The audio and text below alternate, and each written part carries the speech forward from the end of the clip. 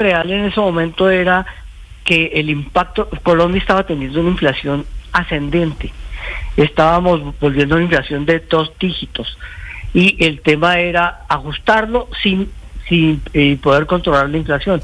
Realmente con gasolina se logró controlamos la inflación, pero no se podía ajustar los dos combustibles al tiempo. Y hoy, ¿qué es lo que vemos, ministro? Lo mismo, ¿esto va a disparar la inflación o no? Nuestro cálculo es que debería impactar la inflación en 0.3, entre 0.28 y 0.30 en el final de este año, pero que podríamos mantener la inflación alrededor de 5.5, hoy está en 6, hoy está por debajo de 7, la hemos venido controlando. Sí, ministro, los transportadores de carga dicen que en las reuniones, creo que son 12 o 13 que han tenido con ustedes en los últimos meses, en las últimas semanas, llevaron una propuesta al gobierno. ¿Ustedes estudiaron esa propuesta? Sí, es que la propuesta de ellos es que Ecopetrol compre el petróleo a precio de lo que ellos dicen y no al precio a que Ecopetrol lo exporta, y que Ecopetrol lo refine también al precio que ellos dicen. Eso lo llaman la Fórmula Colombia, y Ecopetrol lo que hace es decirnos: no señor, el precio del mercado es este, y nos manda una factura, una cuenta de cobro trimestral diciendo: usted, el gobierno, nos debe tanto porque la gasolina y el diésel lo estamos vendiendo en las estaciones de servicio a tanto, y el precio al que nosotros lo cobramos es este. Entonces, sí, hay dos fórmulas: la fórmula de Ecopetrol y la fórmula de ellos, pero quien nos suministra el diésel es Ecopetrol. Y evidentemente la fórmula que debe utilizarse es la fórmula de Ecopetrol, de acuerdo con el gobierno. Ministro, los transportadores además tienen otros 3 puntos que usted nos mencionaba hace un rato, y seguramente el más fuerte, y lo escuchábamos ahora en algunos de ellos que hablaban con nosotros, decían que si el gobierno ya tiene decidido subir el precio del diésel, como ya está decidido, ya lo aumentó en la primera parte, debería aumentar también los fletes, evaluar el CICETAC. ¿Eso se va a hacer? De hecho, el mismo viernes que salió la resolución de diésel, el Ministerio de Transporte ajustó el CICETAC en 7.64, que es lo que corresponde al estimativo del incremento del diésel. Eso ya está ajustado, pero el reclamo de los transportadores es que los generadores de carga no les pagan eso. Pero, ministro, perdóneme un segundo. El gobierno sube el precio del diésel 20% y le sube el CICETAC, los fletes 7%. Eso no es injusto, es decir, ahí hay un hueco, un bache de 13 puntos porcentuales. No son 3. No, porque es que el CICETAC no tiene que subir exactamente como sube el precio del diésel. El CICETAC sube en proporción a lo que impacta los combustibles en el costo del transporte. Los combustibles son un componente importante del costo del transporte, pero hay otros, y entonces cuando establecen en cuánto se incrementa el diésel y qué impacta el costo del transporte, el cálculo es 7.64. Por eso, pero de todas formas sigue habiendo un bache, una diferencia entre lo que sube el insumo y el precio del producto final. Sí, pero es que el diésel es solamente un componente de los costos de transporte. Ese componente, esa proporción, es la que se ajustó en los fletes. Lo que corresponde a eso, porque no están subiendo las llantas, no están subiendo, el resto de cosas no están subiendo. Sí, ministro, pero en ese escenario usted dice, ya subió el CICETAC, que son los fletes, que es el impuesto por el transporte de carga, de acuerdo a lo que está estipulado por el aumento del 20% en el valor del galón de ACPM que se hizo efectivo el pasado sábado, ¿el gobierno en la negociación que empieza hoy a las 9 estaría dispuesto a un incremento adicional de esos fletes, como lo está pidiendo los camioneros?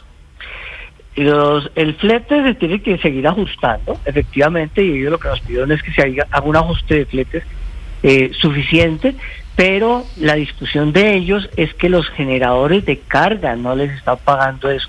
Entonces, no se trata de que ajustemos los fletes más, sino que los generadores de carga, que ellos lleguen a acuerdos con los generadores de carga, que es una relación entre ellos y los generadores de carga. Pero, ministro, explíquenos, por favor, me disculpa, ¿qué es un generador de carga? Que el transporte de carga lo que hace es salir a buscar quien lo contrata, y el que lo contrata se llama un generador de carga. Por eso, los empresarios, los que necesitan mover la mercancía.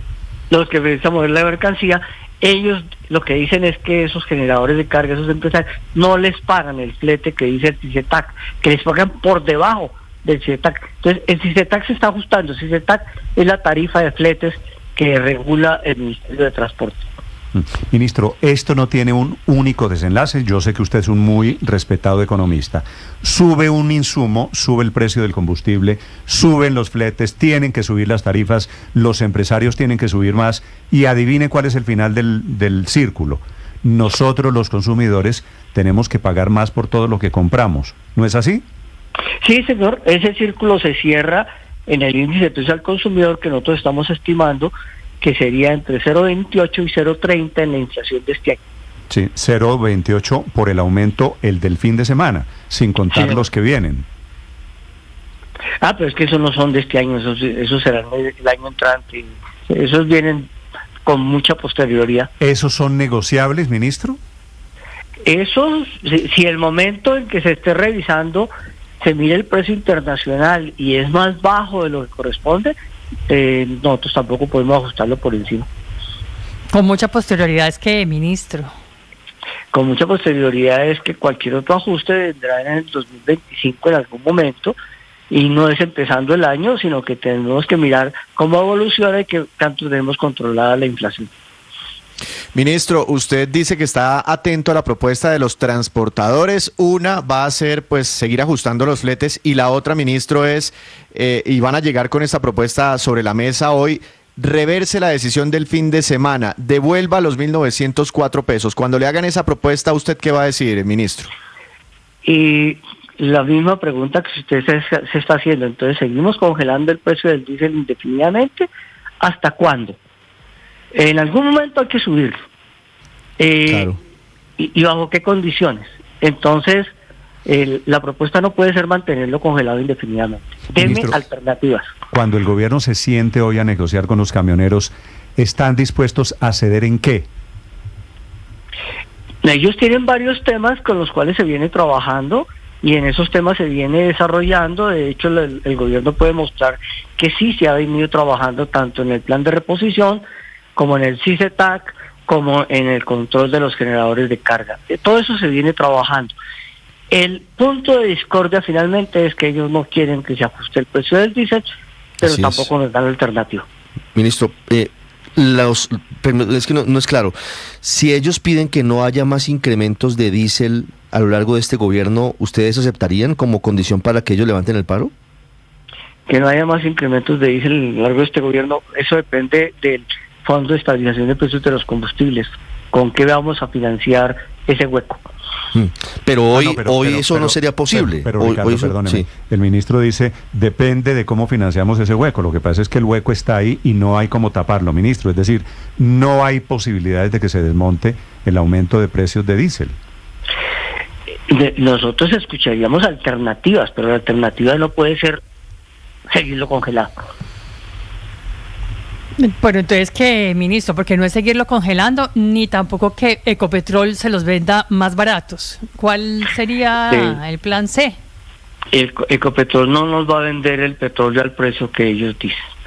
De hecho, lo que nos va a decir Ecopetrol es, entonces yo lo exporto. De acuerdo, porque es una empresa que además tiene ánimo de lucro. Pero ¿cuál es el plan, ministro? O sea, ¿bajo qué escenario ustedes podrían torcer el brazo y negociar aquí en este punto del aumento del diésel?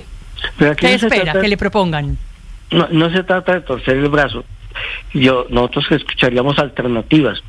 La alternativa no puede ser mantener congelado el precio.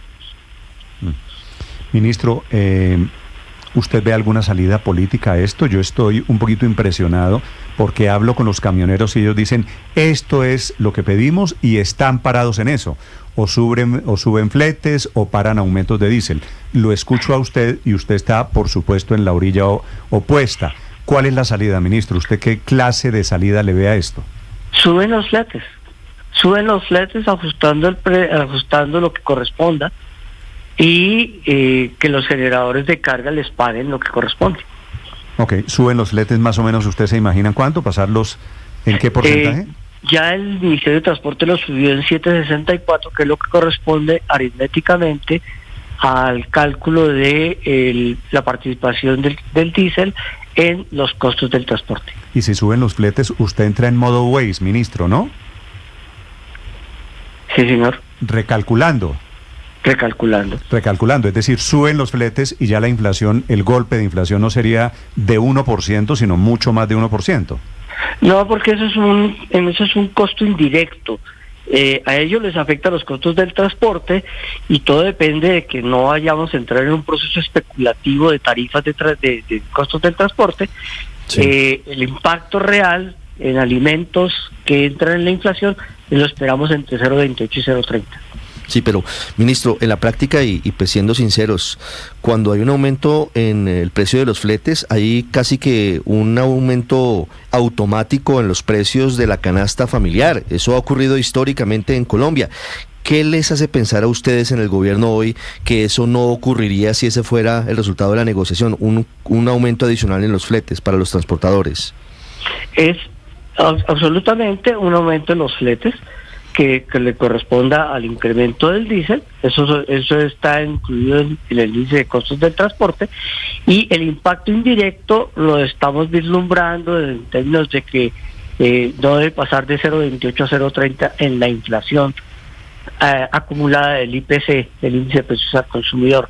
Esa es la expectativa. Lo que sucede es que como tenemos esto congelado, hay una inflación imaginaria de que va a desbordarse, pero si nosotros hubiéramos mantenido como país un proceso que se tuvo durante más de 30 años, donde todo el precio de los combustibles se ajustaba todos los meses, esa inflación imaginaria no existiría. ¿Qué es lo que usted quiere decir, ministro, con inflación imaginaria? Que hoy se dice es que por el momento en que se incrementa el precio de los combustibles, entonces todo tiene que subir. Eso pasaba en el país hace 40 años. Efectivamente, y todo subía. Eso se acabó el día en que el país decidió, el gobierno de entonces decidió hacer estos ajustes mensualmente, y desapareció el efecto imaginario de la inflación y se convirtió en un ajuste real. Nosotros, ministro, si lo miramos en términos reales, no pasaríamos de 0,28. El cuento de la inflación imaginaria, que me parece una buena frase, no fue lo que sacó a la izquierda, a Petro, a las protestas hace 4 años en los paros, que iba a haber inflación por cuenta de la reforma tributaria de Carrasquilla. Una cosa es meterse con el IVA, que fue lo que hizo la propuesta Carrasquilla, que estaba llevando el IVA a la canasta familiar, y otra cosa es, estamos hablando aquí de un cierre de un hueco fiscal, que es el déficit de combustibles. Sí, por eso, pero no me puede decir que es inflación imaginaria la que ustedes enarbolaron, abanderaron hace 4 años en los paros, y esta que se está pensando hoy se derivaría del paro de los camioneros, ministro. Con un ajuste real de combustibles y fletes, el impacto real en la inflación no pasaría de 0,28, 0,30 en el índice de precios del final del año. Pero con un proceso especulativo de fletes, ahí sí tendríamos una inflación más alta. En la tributaria que viene, ministro, ¿ustedes se meten con el IVA en algún sentido? No, señor. ¿No? ¿Qué van a hacer? Solamente ajustaríamos el IVA de los vehículos híbridos. Ah, ¿van a poner a los híbridos a pagar IVA? Hoy pagan IVA y son una transición energética mentirosa, porque no son eléctricos. Pagan 5% de IVA, ¿lo van a subir a cuánto, ministro? A la tarifa general de los carros. O sea, al 19. Al 19. Sí, o sea, los híbridos se van a encarecer. Ministro, ¿qué más viene en esa reforma tributaria a propósito? Viene un proceso de estímulos a la inversión, reduciendo la tasa nominal del impuesto de renta corporativo de 35 a 30 gradualmente, y para las micros bajar hasta el 27. ¿Van a bajar renta a las pequeñas empresas al 27? Sí, está planteado irlo construyendo en una senda progresiva, de tal manera que generemos estímulos hacia adelante en la inversión. ¿Pero en qué, ministro? Esta se llama ley de financiamiento, técnicamente es un poquito diferente a la tributaria. ¿Cómo van a recoger 12 billones de pesos? ¿Dónde está la bolita, ministro? En ajustes como, por ejemplo, de los híbridos, grabar las apuestas y rifas que se hacen por plataformas que hoy no existen, hoy no tienen gravamen en Colombia. Cosas por ese estilo son las que estamos mirando. Y van a subir ganancia ocasional también, ¿no? subir ganancias ocasionales, es decir, todo aquello que no impacte la canasta familiar. Ministro, ¿el impuesto al patrimonio lo van a tocar? El impuesto al patrimonio se mantiene, obviamente estamos pendientes de la decisión de la Corte Constitucional y lo que queremos es que se cree una senda en la que se identifique claramente cuáles son los activos improductivos que son los que deberían pagar ese impuesto y no los activos productivos, es decir, que todo lo que produzca riqueza no pague impuesto al patrimonio. Sí. Hoy en día el impuesto al patrimonio lo paga, se calcula por igual sobre todos los activos, ¿no? Hoy se calcula sobre los activos de las personas naturales, pero muchos activos improductivos están a nombre de personas jurídicas y por eso hay tanta distorsión en el impuesto a la renta en Colombia. ¿Mi casa, por ejemplo, es un activo improductivo? Su casa es su casa. Su casa no queda grabada en la vivienda principal y nunca quedó grabada en el impuesto al patrimonio. Vale. Ministro, la última pregunta sobre la tributaria, Víctor. Ministro, ¿habrá incrementos en la tarifa del impuesto al carbono? Es que tengo entendido que los combustibles tienen este impuesto dentro de su estructura tarifaria y pues si aumentan la tarifa pues seguirían aumentando los precios de los combustibles, que es pues al final el motivo de esta entrevista que tenemos con usted. Sí, hay revisión sobre el impuesto al carbono que en Colombia no ha tenido la gobernabilidad que se requiere. Queremos recuperar esa gobernabilidad. Ministro, dice usted que no se van a meter con el IVA, que únicamente van a tocar el IVA de los carros híbridos, pero acto seguido dice después que van a ponerle impuesto a los juegos de apuestas en línea, y ese impuesto efectivamente es el IVA, ministro. Sí, pero es que ese impuesto existe para todos los juegos, menos para los que están en línea. Entonces simplemente unificamos. Pero es decir, sí se van a meter, claro, ministro, con el IVA. Pero ese no es un IVA de canasta familiar. Bueno, ¿y por qué cada vez tiene más peso en la canasta familiar, ministro, de todas maneras. Es decir, puede que no sea lechuga ni tomate, pero cada vez más colombianos están apostando en línea y teniendo estos juegos de azar y incluso las casas de apuestas, la que más mueve 4 millones de apuestas diarias, colombianos que van a tener que pagar el 19% sobre eso. Usted está pagando ya IVA por apuestas. Lo que estamos incluyendo es las apuestas en línea. Sí, que son las que están de moda, que son todas las apuestas alrededor especialmente de temas deportivos. Y que no pagan, y que hoy no pagan en Colombia. Sí. Ministro, ¿cambia algo de los parafiscales? No hemos pensado todavía otros temas. Vale. Ministro, perdóneme, Néstor, es que aquí hay muchas preguntas de oyentes.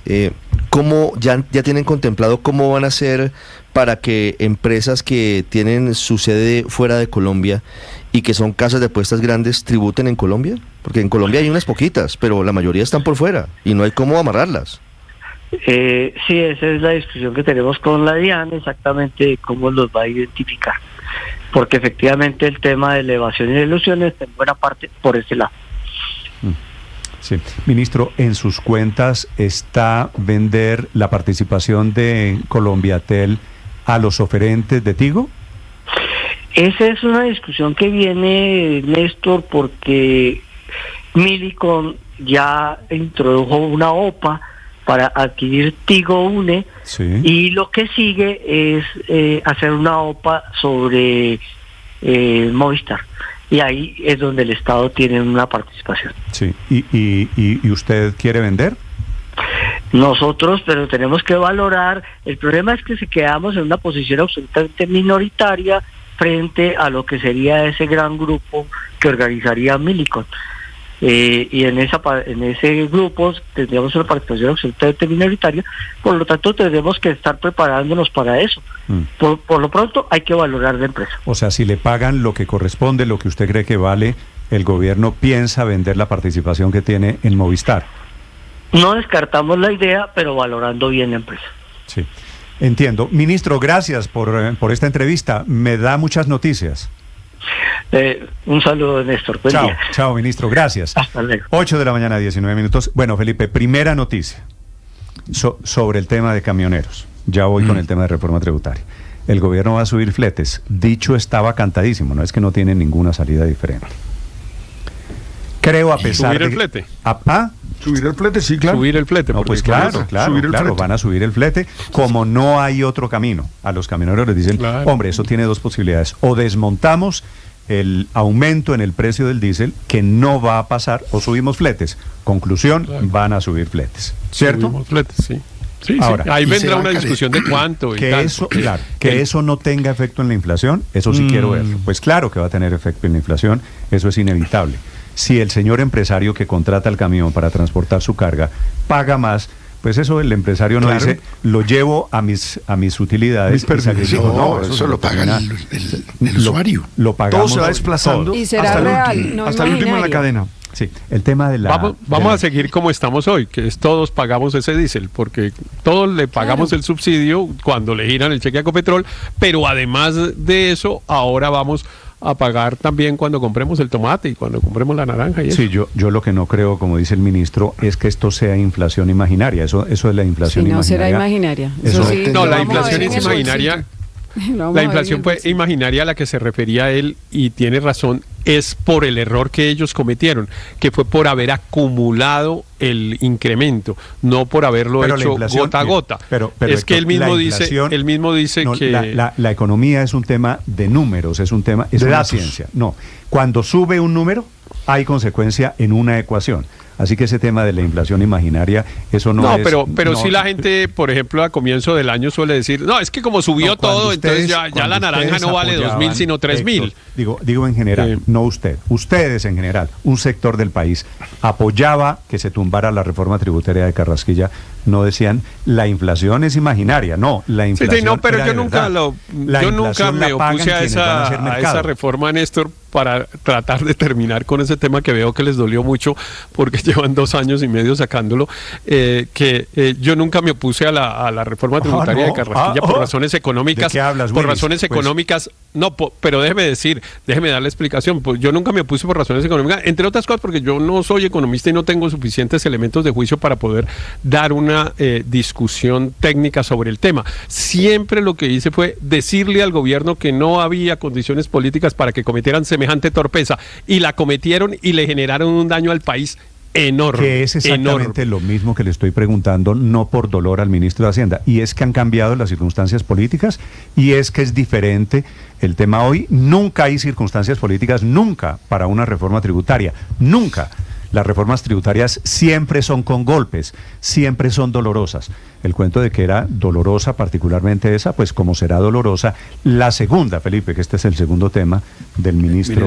Pero ¿y por qué asumimos que van a aprobar la reforma tributaria? Yo no lo veo tan claro. Felipe, pues porque están diciendo no hay. Porque históricamente, Felipe, en Colombia se aprueban todas que ajusten las el presupuesto, es que si presentan un proyecto de ley de presupuesto con 12 billones de hueco, pues lo que no deben es aprobarles ese presupuesto. Pero además ya se les aprobó una reforma tributaria. Y violenta. Sí. Y violenta. Felipe, porque el ministro... Pero hay una cosa, el Congreso les dice a los parlamentarios con quienes ya comenzó a reunirse que si no hay reforma tributaria, en Colombia, pues se paraliza las reformas tributarias todas se aprueban por una razón.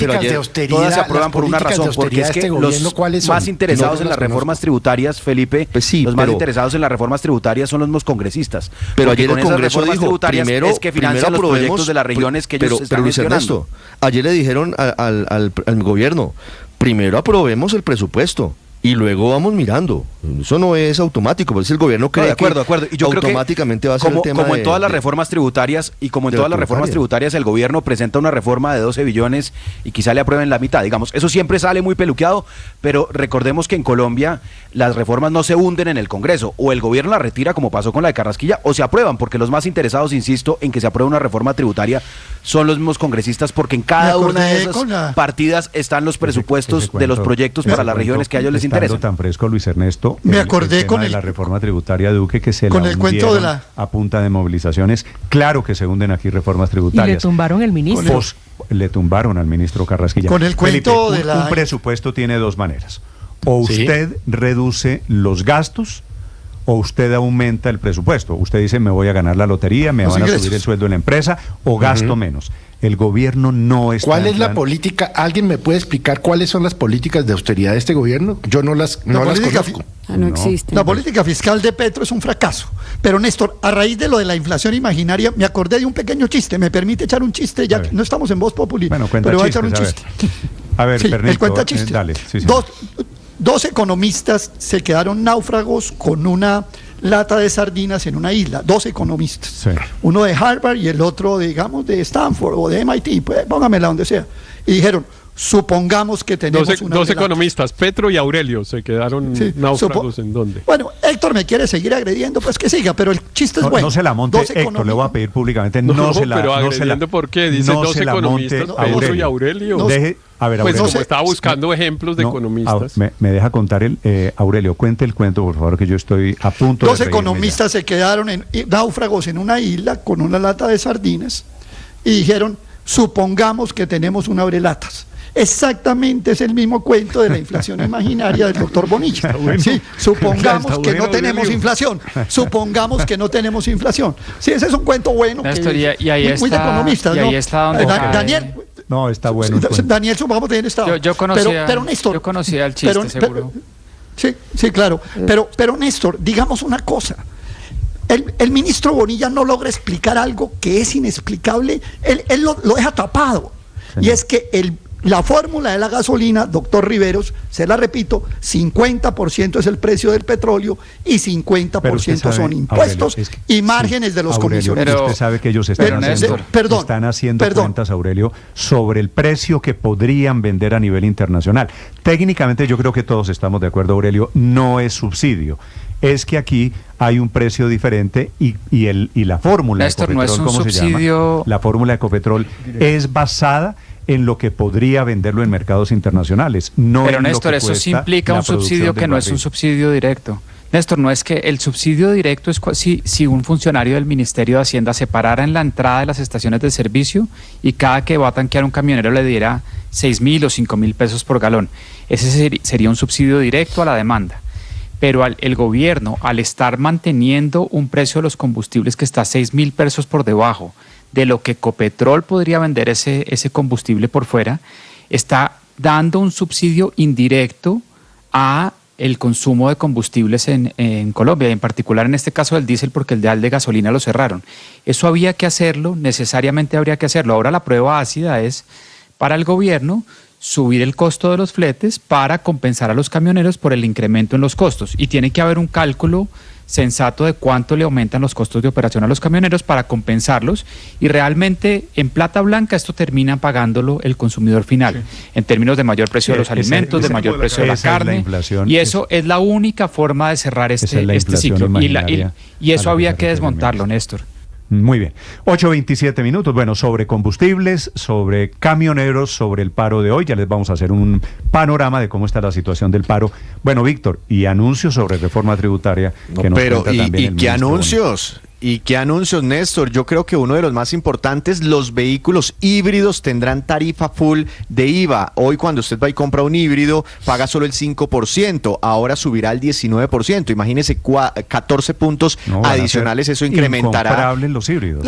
Además, sí, Néstor, ayer yo le decía aquí en el informe de confianza cómo se han disparado las ventas de híbridos este año en Colombia. Han subido un 42%. Hoy en día, 1 de cada 5 carros nuevos que están comprando los colombianos es híbrido, y por eso ahí están viendo una oportunidad de mayor recaudo. Pero dijo el ministro que era engañoso que los híbridos fueran automotores de transición, y yo discrepo de él, porque el consumo de combustible de los híbridos es menos de la mitad. Pues es que hay unos híbridos que están medio camuflados, pero ahí nos meteríamos en temas en contra de la transición energética, que simplemente cargan una batería con frenar, pero hay otros híbridos que sí tienen las 2 baterías y sí ahorran bastante combustible. Por más de la mitad. Pero bueno, ahora, pero sí tiene razón, Víctor, tiene razón Paola, que dice el gobierno de la transición energética va a castigar la compra de carros híbridos. Lo que pasa, Néstor, es que bajo la categoría híbrido, si usted sube 15%, un híbrido, ¿cuánto vale? El más barato,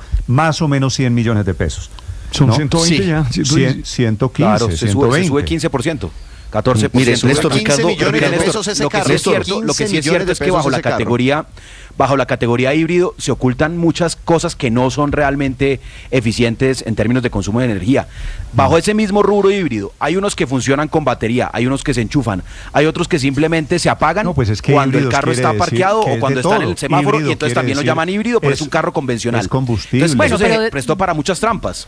Mire, sí, de ahí saldrían apenas unos 239 mil millones de pesos, que es una partecita ya chiquita, Paola, de la reforma tributaria por 12, muchísimo, ¿no? Paola, pero miren este dato, que está va en contravía de lo que está pasando en Europa. Ricardo Soler, que es el hombre experto en carros en Blue, dice que en Europa, por ejemplo, están echando para atrás los beneficios en aranceles para los vehículos eléctricos a favor de los híbridos, porque es lo que está marcando la tendencia mundial de la industria del automóvil. Chevrolet, por ejemplo, echó para atrás su tema de hacer exclusivamente carros eléctricos, lo mismo que Ford. Y el Parlamento Europeo no ha logrado calar todavía, más allá de 2035 el permiso para producir. Y eso se va a demorar muchísimo. Porque no hay electrolineras suficientes. Ahora, entonces eso se demora.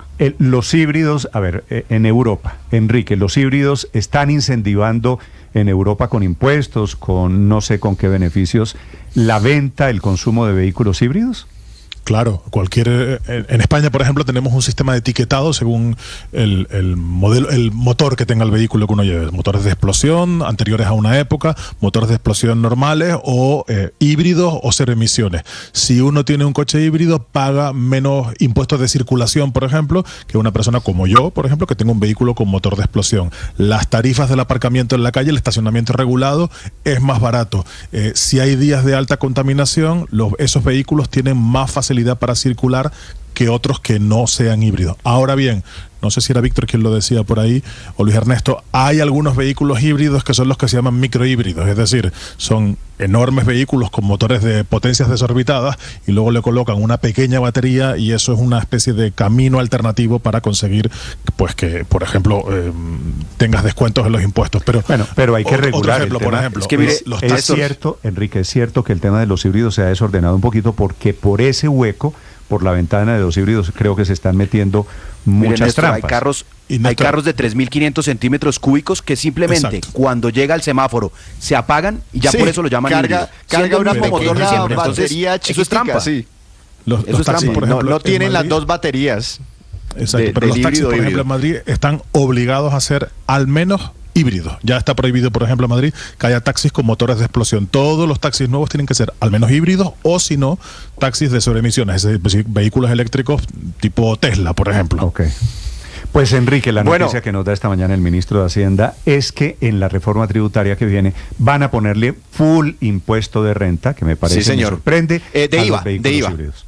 Sí, de IVA. Va a subir la tarifa del 5 al 19%. Otras cosas que nos dijo el ministro de Hacienda rápidamente: sube el impuesto al carbono. Néstor, esto necesariamente va a generar presiones adicionales sobre los precios de los combustibles en Colombia, que es el gran tema del día. IVA del 19% a plataformas de apuestas en línea, que es un negocio que está creciendo bastante y está generando mucha actividad económica y en el que los colombianos están invirtiendo cada día más.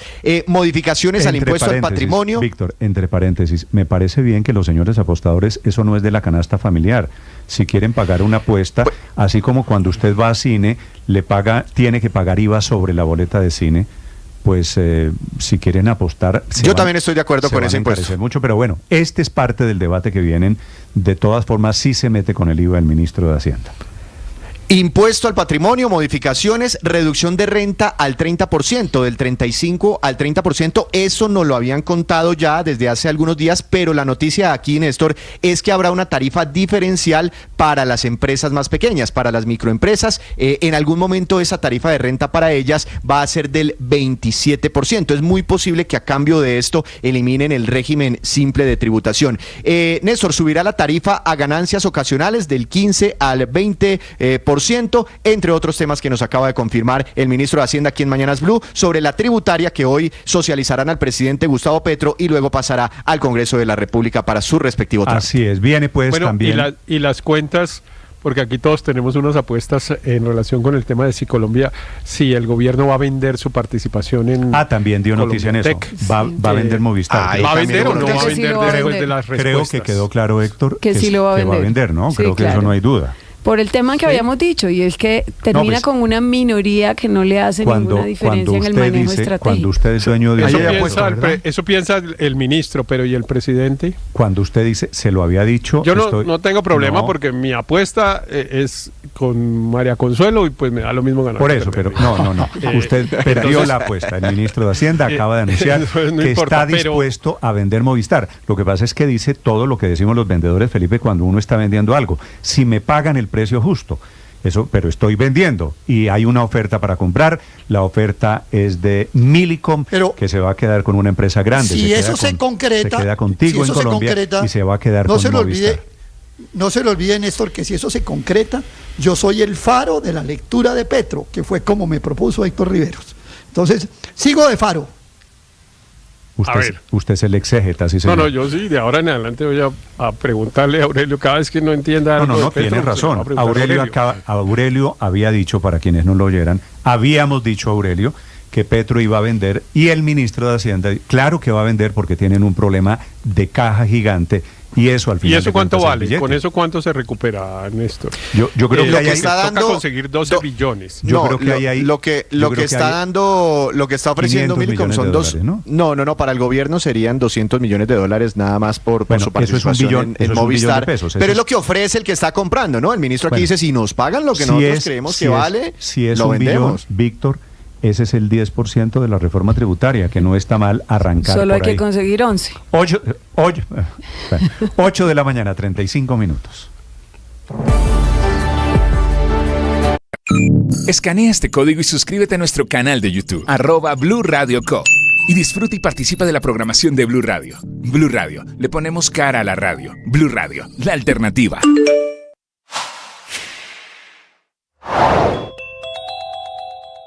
En medio de la expectativa y de la incertidumbre por saber qué pasará con la expedición de los pasaportes en Colombia, fue la Cancillería la que anunció una millonaria adición al contrato, el que ya tiene Thomas Graham Sons para esa tarea. Sí, la misma empresa que causó toda esta crisis por decisión del presidente Petro. El ministro de Relaciones Exteriores, el ministro Murillo, le entregó otros 21.000 millones de pesos a esta empresa de cara a que tenga la plata necesaria para cumplir con el contrato, es decir, para poder imprimir pasaportes en el último mes de ejecución del contrato de la impresión, que inicialmente, hay que recordar, fue de 198.000 millones de pesos. Y la razón por la que se acabó la plata, faltando un mes para terminar el contrato, es que con la incertidumbre de qué va a pasar con la expedición de los pasaportes, aumentó el número de solicitudes para sacar por primera vez o para renovar ese documento, lo que hizo que la plata inicial se terminara 11 meses del contrato, un mes antes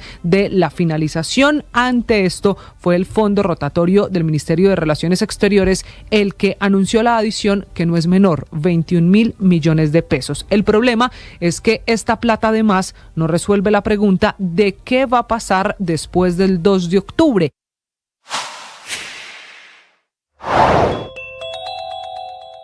Hoy Estados Unidos vuelve a las sanciones. Y estas sanciones, según el medio Bloomberg, serían en contra de 15 funcionarios o cercanos al régimen, miembros del Consejo Nacional Electoral, del Tribunal Supremo de Justicia, de la Asamblea Nacional y de los cuerpos de inteligencia o policía política, como el SEBIN y DGCIM.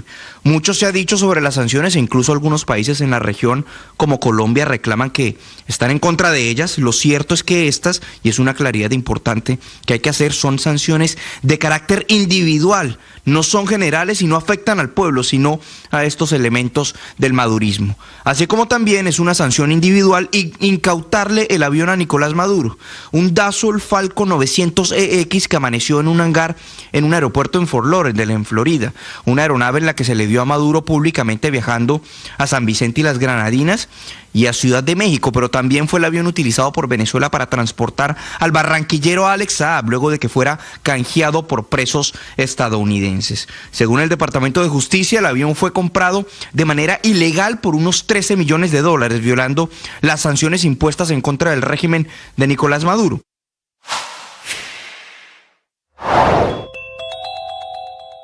La Corte Suprema de Justicia profirió una de las más importantes condenas por crímenes contra la Unión Patriótica. Es de 23 años y 3 meses de cárcel, la que marca el triste final del expresidente de la Cámara de Representantes, César Pérez García, como determinador del homicidio de Elkin de Jesús Martínez, alcalde electo del municipio de Remedios en el departamento de Antioquia. Blue Radio y bluradio.com. 8 de la mañana, 39 minutos, Felipe. Mientras hablábamos con el ministro de Hacienda, se agravó la situación por el paro de camioneros. Está bloqueada la séptima con la calle 171. Eso, el trancón es inmenso. Llega el Codito, esa salida oriental hacia La Calera, que es una trocha buena parte destapada. Eso está totalmente trancado. Bloqueo en la avenida Boyacá con carrera 160. Esto es bien noroccidente de Bogotá. Molinos, avenida Caracas, vía al Llano, todo esto bloqueado. Una situación verdaderamente caótica esta mañana.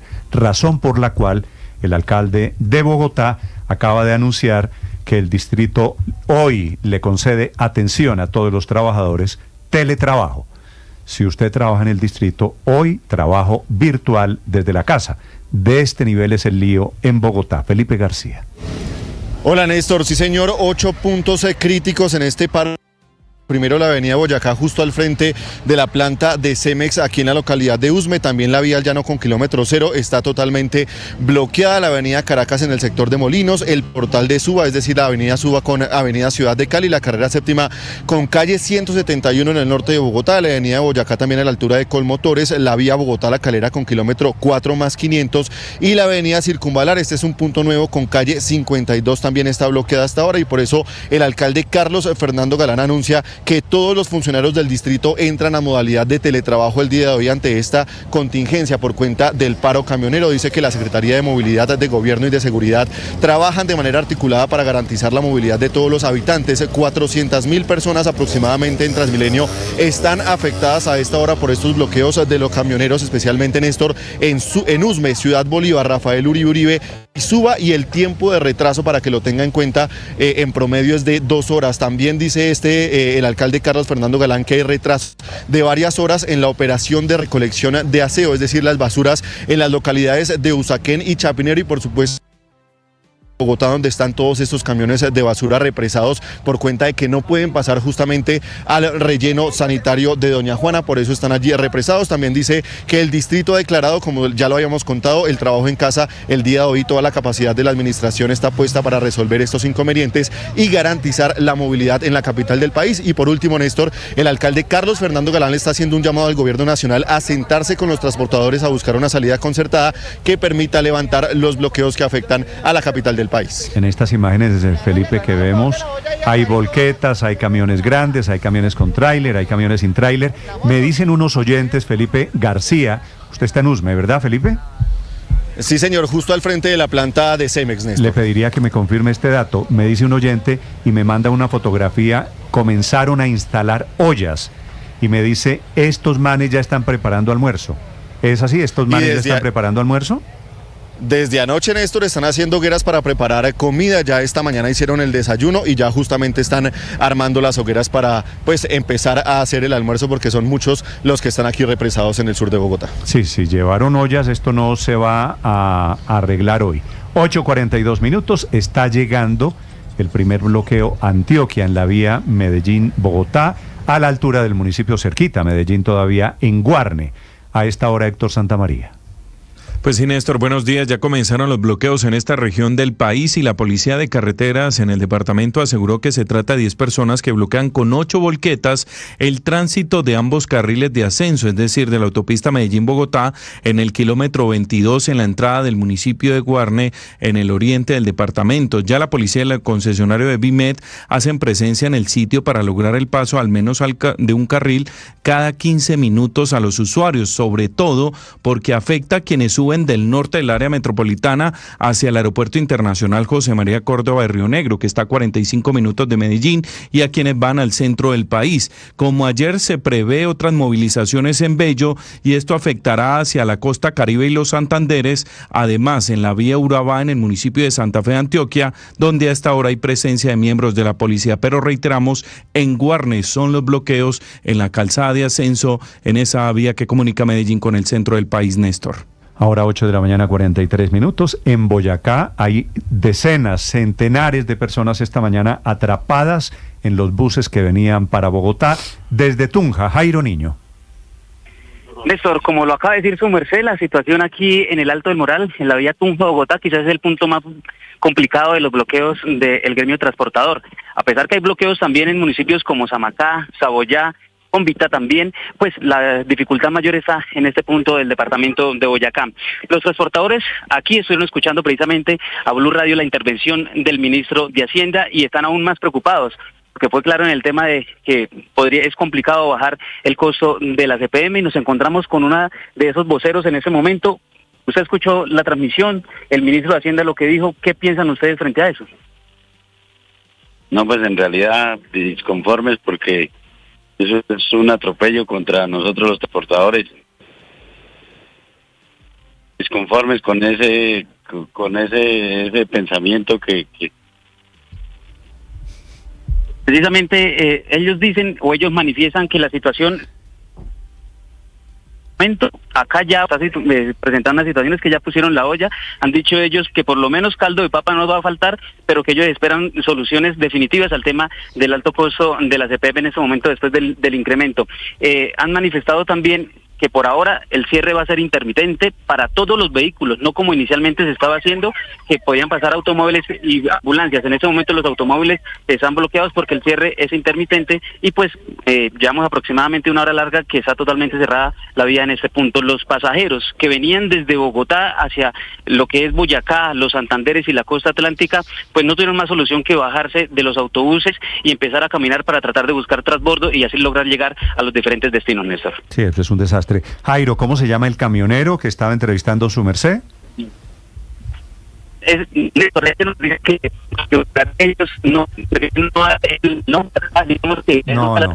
Le entiendo, se me está cortando, me dice que prefieren no dar el nombre, vale.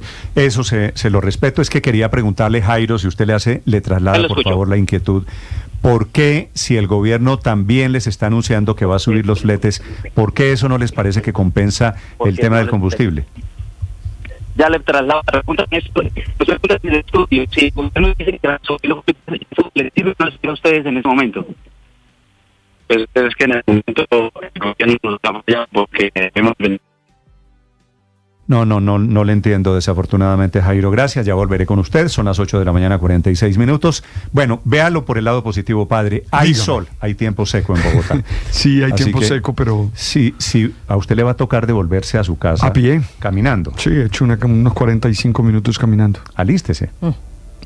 Pienso en la señora de esta mañana, 20 kilómetros. Eso es lo que pienso en las personas que no tienen otra opción. Yo más o menos vivo cerca, pero imagínense ustedes los que viven realmente lejos, y no veo solución a la mano, ¿sabe? Y el paro es por todo el país, y parece que la solución que planteaba esta mañana el ministro de Hacienda no le resulta suficiente, que es subir el precio de los fletes, el valor de los fletes, de esa tabla de fletes, subirla adicional al 7% para compensar el aumento del 20%. Néstor, es que de verdad no tiene presentación que los niños falten al colegio más días, que los campesinos pierdan la cosecha, que sigamos con personas caminando por horas, ambulancias bloqueadas. No es tolerable. Esa extorsión de los camioneros no es aceptable y todos deberíamos unirnos a rechazarla. Es que está perfecto que suban el precio de los fletes, nadie les está pidiendo que trabajen gratis, pueden trabajar con ganancia, pero no es aceptable que les mantengamos un privilegio y son los únicos a los cuales no se les sube el precio del diésel hace 4 años. Y cuando había protestas, hace unos años no vi la misma solidaridad pidiendo que desbloquearan. 8:48 minutos. En este momento, conductores de Volqueta se unen al paro camionero, están bloqueando el anillo vial que queda entre Girón y el norte de Bucaramanga, y muy cerquita a la ciudad, uno de los sitios más visitados. Javier Rodríguez. Néstor, también está un bloqueo en el sector de Florida Blanca, también en Piedecuesta. A esta hora nos informan que nuevamente salieron los camioneros y están bloqueando la vía del aeropuerto Palo Negro y hacia el municipio de Lebrija. Como usted lo dijo, los volqueteros se unen al paro camionero y están bloqueando muy cerca a Centro Abastos, aquí en la capital santanderiana, el anillo vial que comunica a Girón con los barrios del norte de la capital de este departamento. Néstor, y la otra noticia es que ya en este momento en la zona turística de San Gil, Barichara, igualmente el municipio de Charalá y Curití, comienza a escasear la gasolina porque se transporta desde Bucaramanga en carrotanques hacia esa zona turística. En este momento hay personas, conductores haciendo fila hasta de 1 hora para poder de alguna otra manera obtener combustible en esas estaciones de servicio. Desde el sábado pasado, en horas de la noche, no llega ningún carro tanque con gasolina a la zona turística de Santander porque hay bloqueos precisamente en la vía hacia Bogotá. Y también, Néstor, por el tema de los bloqueos al aeropuerto Palo Negro, esta mañana varios pasajeros perdieron su vuelo hacia Bogotá y tenían conexiones internacionales. No sé la aerolínea cómo me va a solucionar porque el vuelo que estaba programado de aquí de Bucaramanga hacia Bogotá llegaba a las 8:30 de la mañana y ahora va a llegar a la misma hora de conexión que tengo en Bogotá. Entonces, no sé, yo pienso que me van a dar otro vuelo para más tarde para viajar a Estados Unidos. También nos están reportando que hacia el sector de Viejagual, Néstor, en la vía que comunica Bucaramanga con la costa atlántica, comienza ya a reunirse nuevamente los camioneros para bloquear la vía, Néstor. Sí, por un tema de estos, Felipe, uno no llega al aeropuerto, la aerolínea tiene que compensar el daño de los camioneros. No creo, Néstor. La aerolínea tiene que solucionarle el problema al pasajero. Es decir, miren, no por eso, pero yo no llego a me este, pues lo meto en el siguiente, el pero señor que dice, no. yo tengo vuelo a Miami o a Estados Unidos. Es posible que te pongan una multa, ¿no? Por no llegar, y te van a decir que no son condiciones internas sino externas.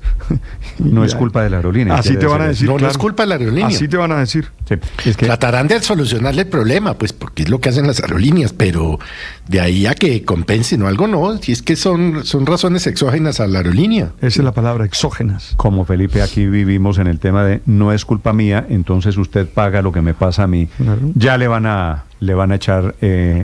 a trasladar la responsabilidad a las aerolíneas. 8:51, atención, también Valledupar, María Consuelo, su ciudad. Mi tierra. 3 bloqueos esta mañana en el departamento del Cesar. Vanessa Saldarriaga.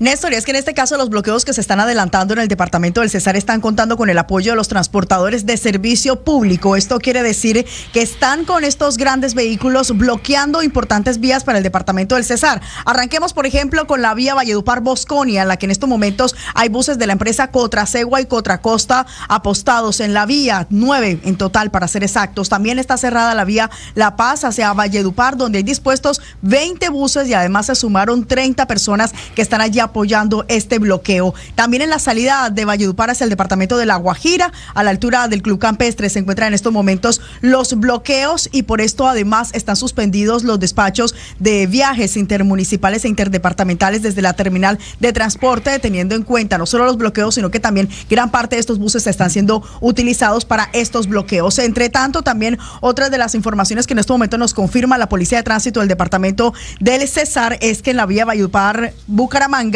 ya hay cierre a la altura del municipio de San Alberto. Hay que mencionar que el bloqueo está en ambos sentidos y que no hay una ruta alterna. Y también se suma todo esto la vía que en estos momentos se encuentra en el sector de La Glorieta en La Paz, Néstor. Estás escuchando Blue Radio.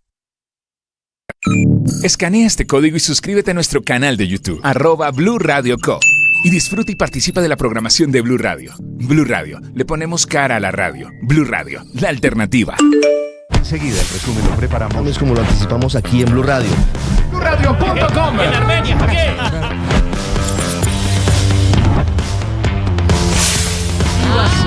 Llegó el momento del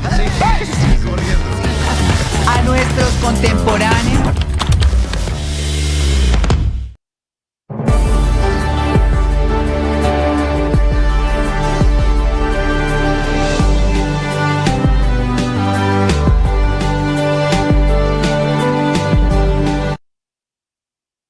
8 de la mañana, 53 minutos. Marelén Castillo hace 2 años fue la fórmula a la vicepresidencia de don Rodolfo Hernández. Rodolfo Hernández, que murió en las últimas horas, no pudo aguantar más su enfermedad, que era un cáncer de colon. Doctora Marelén Castillo, buenos días. Muy buenos días, Néstor. Un saludo muy especial a toda la mesa de trabajo. ¿Cómo terminó su relación con el doctor Rodolfo Hernández al final de la vida de él? Lastimosamente, pues no se dio ese relacionamiento. Hace más de 2 años no volvimos a tener ningún tipo de comunicación. ¿Y por qué fue la pelea?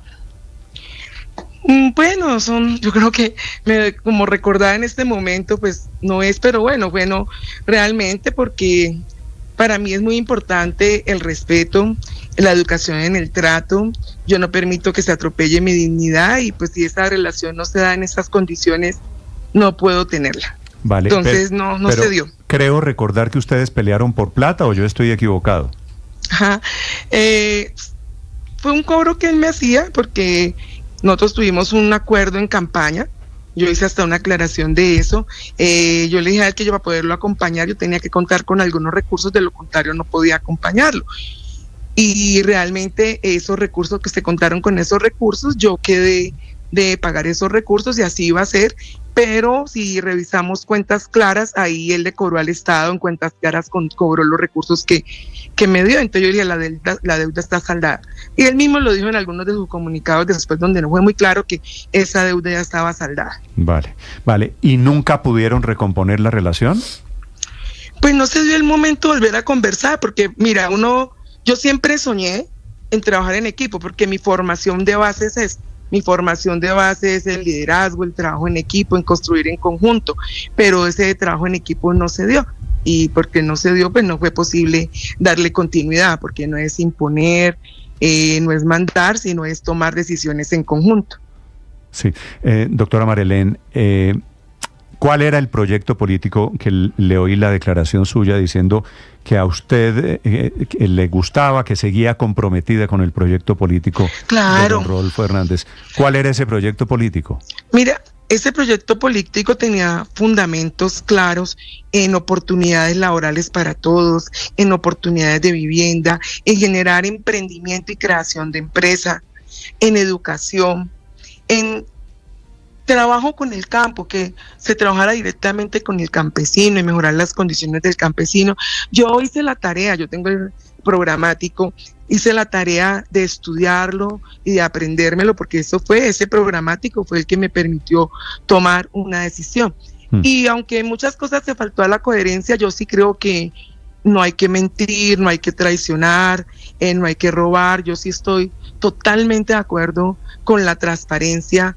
Y no estoy de acuerdo con que haya corrupción, porque para mí, empezando por reformas tributarias, no deberían de existir si acabamos con la corrupción, si generamos austeridad, porque era parte de lo que él manifestaba, lograr eficiencias. ¿No le parece un poquito paradójico que don Rodolfo haya terminado su vida con una condena por corrupción, él que en teoría era el abanderado de la lucha contra la corrupción?